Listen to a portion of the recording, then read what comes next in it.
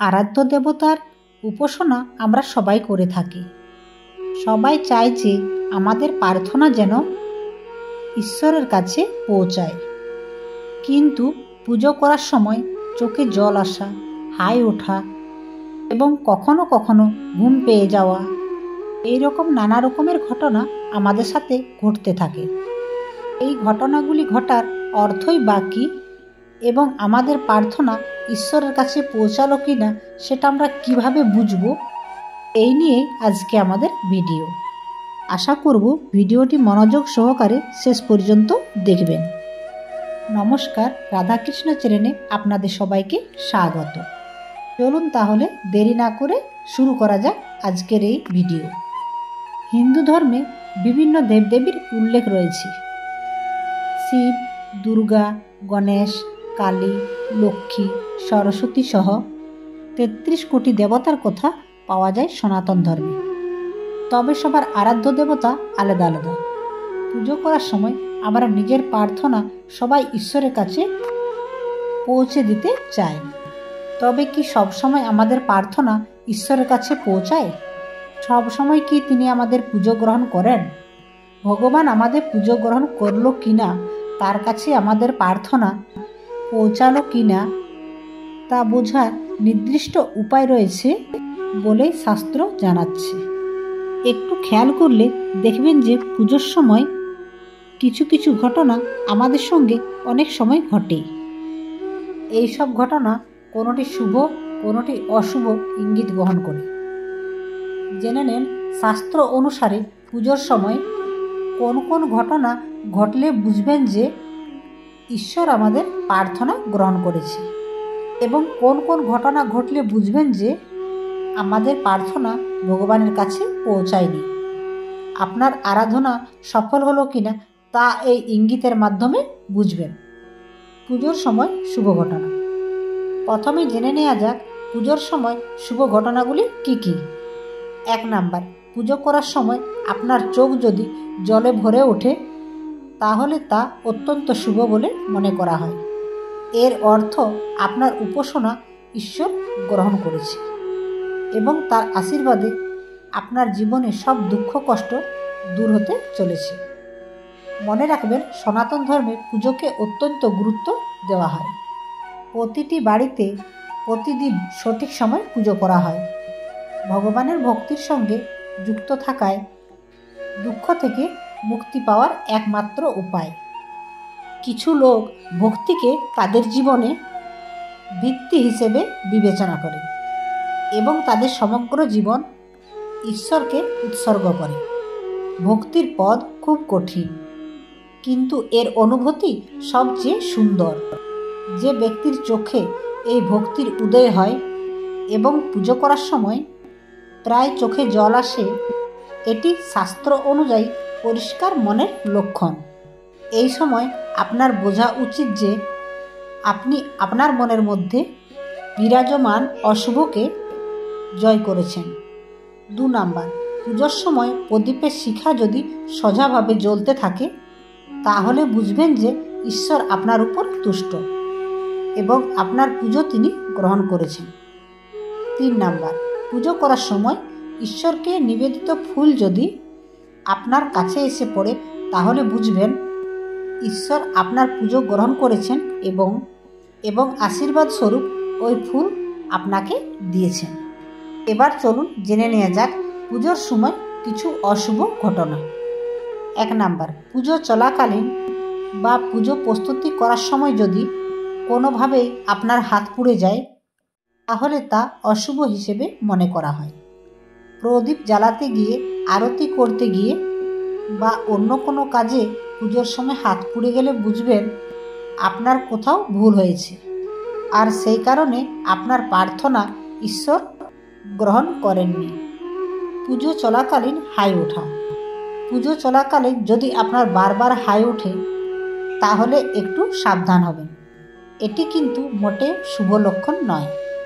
পুজোর সময় বারবার হাই উঠলে বুঝতে হবে যে আপনার মধ্যে নেতিবাচক শক্তি রয়েছে আর এই নেতিবাচক শক্তি আপনার প্রার্থনা ঈশ্বরের নিকট পৌঁছানোর পথে বাধা সৃষ্টি করছে।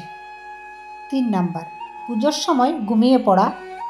শাস্ত্র অনুসারে ঈশ্বর সর্বদা শুদ্ধ সিদ্ধি করা উপাসনা গ্রহণ করেন। পুজো করার সময় যদি কোনো ব্যক্তি ঘুমিয়ে পড়েন, তার মানে সেই ব্যক্তির মধ্যে দ্বিগুণ চিন্তাভাবনা সক্রিয় থাকে, তার মনে নানা ধরনের চিন্তা আসছে। আপনি যদি বিঘ্নিত অবস্থায় ঈশ্বরের উপাসনা করেন, তবে আপনি ঘুমিয়ে পড়তে শুরু করেন।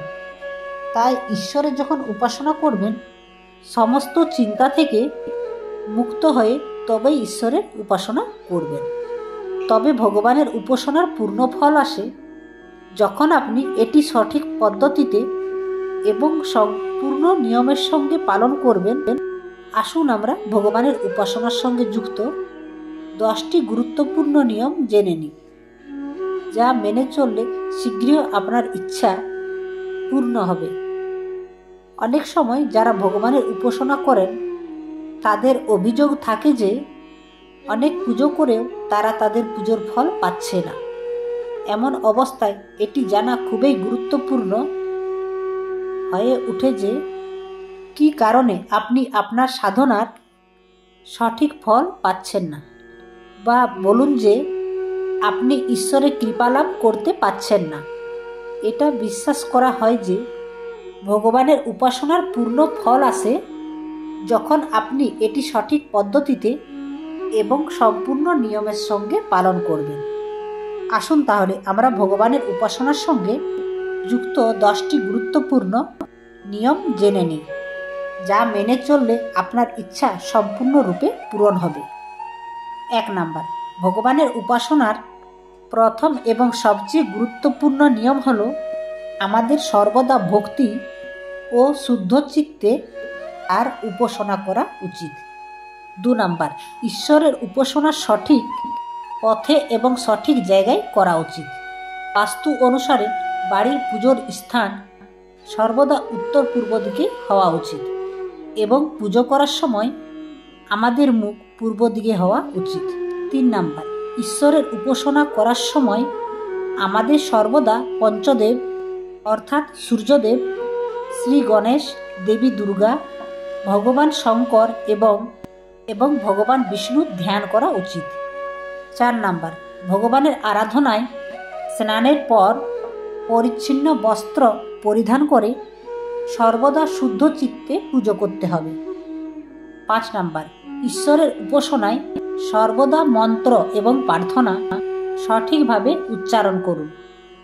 যথোপযুক্ত জপমালা সহ দেবতা এবং গ্রহ সম্পর্কিত মন্ত্রগুলি জপ করুন।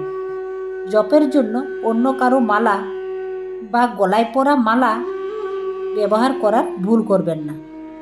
6 নাম্বার, ভগবানের পুজো করার পর আরতি করুন। এটা বিশ্বাস করা হয় যে আরতি দুঃখের বিনাশ করতে সাহায্য করে। তাই আপনার আরাধ্য দেবতাদের সকাল ও সন্ধে আরতি করুন। সর্বদা দাঁড়িয়ে ভগবানের আরতি করুন। 7 নাম্বার, সকাল ও সন্ধে নিয়মিত তুলসী পুজো করুন। তুলসী শ্রীকৃষ্ণের অত্যন্ত প্রিয়। 8 নাম্বার, প্রতিদিন তুলসীতে জল অর্পণ করার সময় সমস্ত রোগ শোক এবং অসুস্থতার থেকে মুক্তি পাওয়ার জন্য অবশ্যই এই মন্ত্রটি জপ করুন। মহাপ্রসাদ জননী সর্ব সৌভাগ্য বর্ধিনী আদি বেদি হরানিত্যম তুলসীতম নমস্তুতে। 9 নাম্বার, যখন পুজো করবেন তখন খেয়াল রাখতে হবে যে আরাধনার সময় অবশ্যই মন্ত্র উচ্চারণ করা উচিত। কথিত আছে নিয়মিত মন্ত্র জপ করলে উপকার মিলে। একই সঙ্গে মনে রাখতে হবে যে মন্ত্রগুলির উচ্চারণ একেবারে সঠিক হওয়া উচিত। মন্ত্রগুলির উচ্চারণ সঠিকভাবে করতে পারলেই মন্ত্র জপ করুন, না হলে করবেন না। 10 নাম্বার, বিশেষ করে মাথায় রাখা উচিত পুজো করার পর অবশ্যই আসন তুলে রেখে দেবেন। পুজো করার পর আসন ফেলে রাখবেন না বা পা দিয়েও সরাবেন না, যথা স্থানে রেখে দেন।